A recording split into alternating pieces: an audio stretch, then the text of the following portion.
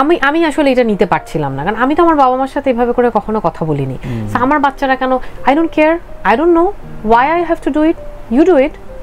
এই কথা তো আমি আমার মাকে কখনো বলিনি, বাবাকেও বলিনি। আর কিছুদিন থাকলে 911 কল করে দিতে এরকম? হ্যাঁ, এরকম তো অনেক আছে ঘটনা। আপনি জানেন আমি আমার এত বড় একটা পেট নিয়ে 8 মাসের, আমার সেকেন্ড বেবি 8 মাস পেটে, আর ছোটটা 7-6 বছর আমার হাত ধরা, আমি গিয়ে গ্রিন কার্ড নিয়ে আসছি। আমি অনেস্টলি বলি, আপনি আমাকে এই কথাটা বলেন যে আজকে আমি ইউএস সিটিজেন, আমার পাসপোর্ট আছে, যে কারণে আমি খুব নিশ্চিন্তে এই দেশে এসে ঘুমাতে পারি।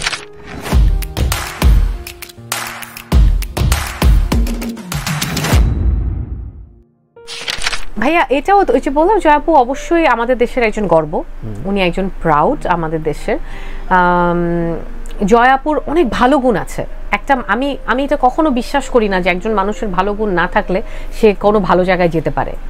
জয়া আপুর অনেক ভালো ভালো গুণ আছে। জয়া আপুকে নিয়ে আমি আজ পর্যন্ত আমি শুনিনি, জয়া আপুকে নিয়ে কত মানুষ কত কথা বলেছে, কিন্তু আমি জয়া আপুর মুখে কোনোদিন আমি শুনিনি যে সে কোনো মানুষকে নিয়ে কখনো একটি খারাপ কথা, একটি নেগেটিভ কথা উনি বলেছে। ও কিন্তু জানে যে আমাকে নিয়ে কে কি বলছে, ও সব জানে, কিন্তু ও কখনো বলে না। সো এরকম অনেক কোয়ালিটিস আছে ওর। টাইমলি সেটে যাওয়া, সিনসিয়ারলি কাজ করা।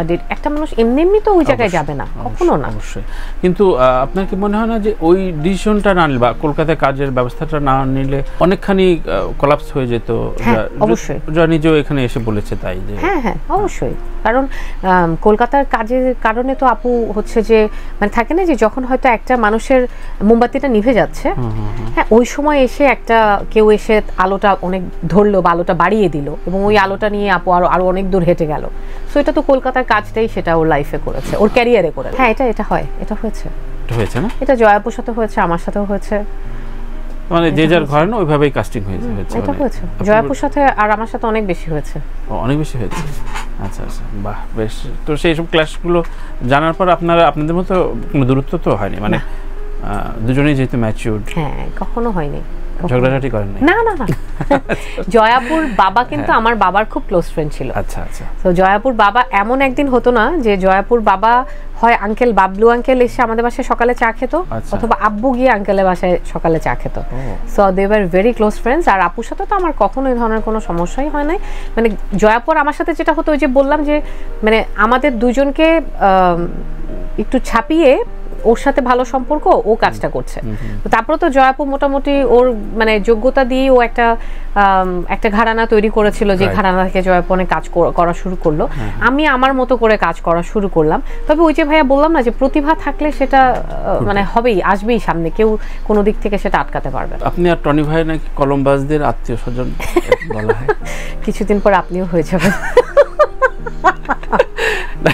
বলছি যে আপনারা দুজন পথ দেখাচ্ছেন, এই যে শুরুর দিকে যে আপনারা গেলেন, এরপরে যে সবাই যাওয়া শুরু করলো, তো বলা হয় যে আপনি কলম্বাসদের বংশধর, আপনি আর টনি ভাই, এরপরে সবাই সেই পথে হাঁটা শুরু করলো।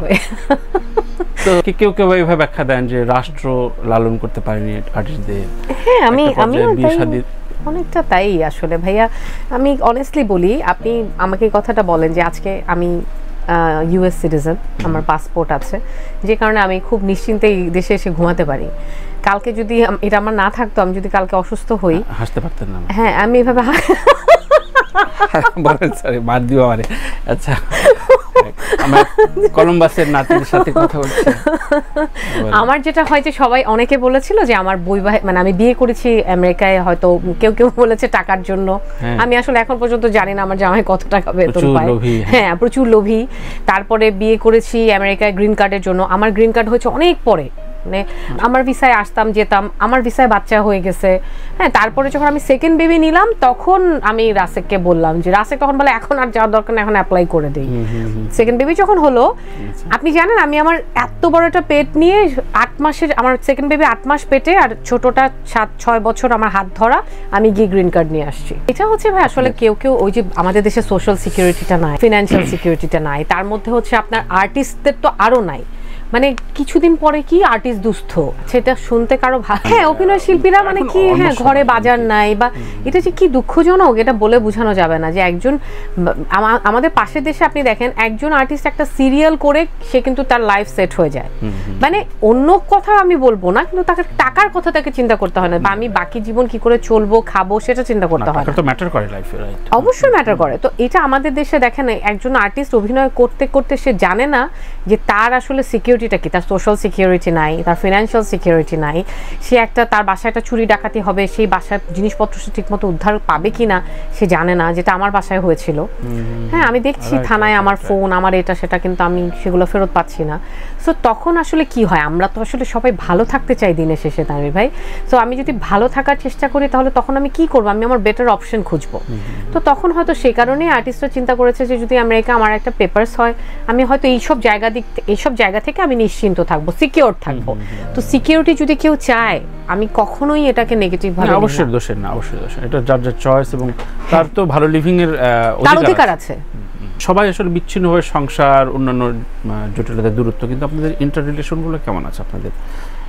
সেটা জাহিদ ভাই বলেন, তো কি ভাই বলেন? আমরা চেষ্টা করি, আমরা নিজেদের মধ্যে একটা, হ্যাঁ আমরা নিজেদের মধ্যে, যেমন 23 তারিখে আমার বার্থডে ছিল, জাহিদ ভাই আমাকে প্রতিটা সময় 23 তারিখে আমাকে সকালে ফোন করে। তৌকির ভাই 2-3টা ছবিগুলো আপনাকে নিল না কেন? তৌকির ভাই আমাকে ডেকেছিল প্রথমে 2বার, আর এখন তো অনেকে জানে না যে আমি দেশে। আচ্ছা, হ্যাঁ, আমি মনে করি যে তৌকির ভাই যদি আমাকে প্রয়োজন হয় উনি আমাকে ডাকবে। উনি প্রথম ওনার যে ছবি জয়যাত্রা, সেখানেও আমাকে ওনার নেওয়ার কথা ছিল, মানে উনি আমাকে বলেছিলেন। হ্যাঁ, এটা আপনি তৌকির ভাইকে জিজ্ঞেস করলে উনি বলবেন। তো কিন্তু একটা বড় বড় কাজ বলেছেন আপনি, শুনলাম দুটো বাচ্চার জন্য শুনলাম। হ্যাঁ, ওইটাও কি যেন একটা ওই সময় একটা ঝামেলা হয়েছিল, আমার ঠিক মনে নাই এখন তানভীর ভাই। সামহাও আমার করা হয়নি, তখন বিপাশাপুর বেবি হয়েছে। বিপাশাপু ওই ছোট 3 মাসের বাচ্চা নিয়ে শুটিং এ গিয়েছিল। তো কোনো বললাম না যে এটা একটা লাকও ছিল আমার, কোনো কারণে কোনো না কোনো কারণে আমার কেন যেন ছবিগুলো হয়নি। আই ডোন্ট নো, এটা একটা ভাগ্যের ব্যাপার। মুভমেন্ট আছে, কিন্তু আমার কাছে কেন জানি মনে হয় যে প্রথমত রাইট জায়গায় মুভমেন্ট হয় না। হ্যাঁ, বা রাইট কথাটা রাইট জায়গায় কেউ বলতে পারে না, এটা আমার মনে হয়।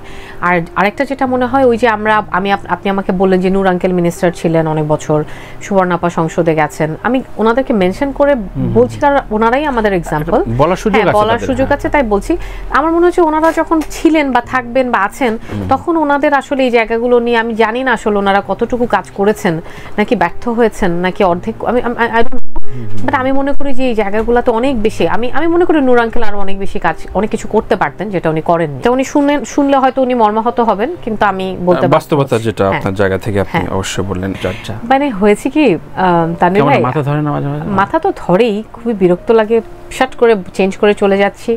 কিন্তু দুঃখজনক হচ্ছে আমরা বিগত 20 বছরে আমরা আসলে এগোইনি, সামনের দিকে যাইনি, আমরা পেছনের দিকে গিয়েছি, যেটার জন্য দায়ভার সবারই নিতে হবে। জাকের আঙ্কেল মারা গেছেন, আল্লাহ ওনাকে বেহেশত নসিব করুক, বাট আমাদের মিডিয়ার যে বড় বড় হোতারা ছিলেন তারাও দায়ী, তাদের পরে যারা আছেন সবাই দায়ী, আমরাও দায়ী, আমরা সবাই দায়ী এটার জন্য। আমরা সামনের দিকে যাইনি, আমরা পেছনের দিকে গিয়েছি, যেটা আমাদের ব্যর্থতা। যে কোনো জিনিসের প্রথম স্টার্টিং অনেক কঠিন থাকে। এই সিদ্ধান্তটা কেমন, এই সিদ্ধান্তটাও কেন নিলেন? এই সিদ্ধান্তটা আমি নিয়েছি কারণ হচ্ছে যে আমি যখন আমেরিকায় ছিলাম, আমার ছেলে একটু বড় হচ্ছিল, ক্লাস 4-এ পড়ে, আমি আশেপাশের বাচ্চাদেরকেও দেখছিলাম যে ওরা খুব আমেরিকানাইজড। হ্যাঁ, আমার বাচ্চাও তাই, খুব স্বাভাবিক, সেটাই হবে। আমি আসলে এটা নিতে পারছিলাম না, কারণ আমি তো আমার বাবা মার সাথে এভাবে করে কখনো কথা বলিনি। আমার বাচ্চারা কেন, I don't care, I don't know why I have to do it, you do it. এই কথা তো আমি আমার মাকে কখনো বলিনি, বাবাকেও বলিনি। আর কিছুদিন থাকলে 911 কল করে দিতে এরকম? হ্যাঁ, এরকম তো অনেক আছে ঘটনা। হ্যাঁ, তোর বাবাই তো নিজেই পুলিশ অফিসার, এরকম ঘটনা সারাক্ষণই আমরা শুনতে থাকি। এবং ওর বাবা তো মানে রায়ান যখন ঘুমায়, আমার ছেলের নাম রায়ান যখন ঘুমায় তখন ও নিচে আস্তে আস্তে, জানো আজকে একটা বাচ্চা 911 কল করছে, মানে যাতে রায়ান না শুনে। আমি বলছি তুমি আস্তে আস্তে বলতে কোনো লাভ নেই, ও স্কুলে যাবে, স্কুলেই শিখবে, এগুলো স্কুলেই শিখাই দিবে, ওদের স্কুলে এটা শেখাচ্ছে। আমরা আসলে আমেরিকাকে মনে করি কি স্বপ্নের হরিণ, মানে ওখানে যেতে পারলেই যেন সব হয়ে গেল। কিন্তু আমেরিকার, আমার বর সবসময় একটা কথা বলে যে আমেরিকার গুড সাইড ব্যাড সাইড দুটোই আছে। ব্যাড সাইডগুলো হচ্ছে স্কুলে, পাবলিক স্কুলগুলোতে বাচ্চাদেরকে শেখাচ্ছে যে তোমার বাবা মার তোমার প্রতি এই কর্তব্য, কিন্তু বাচ্চাদেরকে এটা শেখাচ্ছে না যে ওর কি কর্তব্য বাবা মার প্রতি। তাতে করে বাচ্চারা বড় হয়ে বেয়ারা হচ্ছে। এখন এই যে বেয়ারা আমি বলছি তানভীর ভাই, এটা আমার কাছে বেয়ারা, ওদের কাছে এটাই কালচার, ওদের কালচারটা এরকমই। কিন্তু আমি আসলে এই কালচারে আমার ছেলে মেয়েকে বড় করতে চাই না। একদম, যেমন একটু বয়স হলে বাবা মাকে ফেলেও চলে যায়, এটা ওদের নরমাল। কিন্তু এখানে তো এটা নিয়ে 20টা গান রচনা হয়ে যাবে। বৃদ্ধাশ্রম তাই না, মানে সোসাইটি তো আমরা এইভাবে বিলং করি। এবং আমি মানে সবসময় চাচ্ছিলাম যে আমার বাচ্চাটা একটু দাদা নানা, এই মামা মামি চাচা চাচি, এই যে গ্রুমিং, দেখা হলে সালাম দেয়া, কেমন আছেন, আপনি বসেন। আপনি যদি আমার বাসায় কখনো যান, আমার ছেলে গিয়ে আপনাকে বলবে যে আঙ্কেল সালাম আলাইকুম কি মামা সালাম আলাইকুম, আপনি বসেন, মা নামাজ পড়ছে বা মা টয়লেটে, মা আসছে। এই জিনিসগুলো আমেরিকান বাচ্চাদের আসলে আমি এই সব কারণে আমি এনেছি। ওরা বর্ন সিটিজেন আছে তানভীর ভাই, ওরা যাবেই, আজকে হোক কালকে হোক, কিন্তু আমি মনে করি যে এই যে ভ্যালুজ, এই যে গ্রুমিং, এইটা যদি আমি ওদেরকে একটু করে দিতে পারি, এটা সারা জীবন ওদের ভিতরে থেকে যাবে।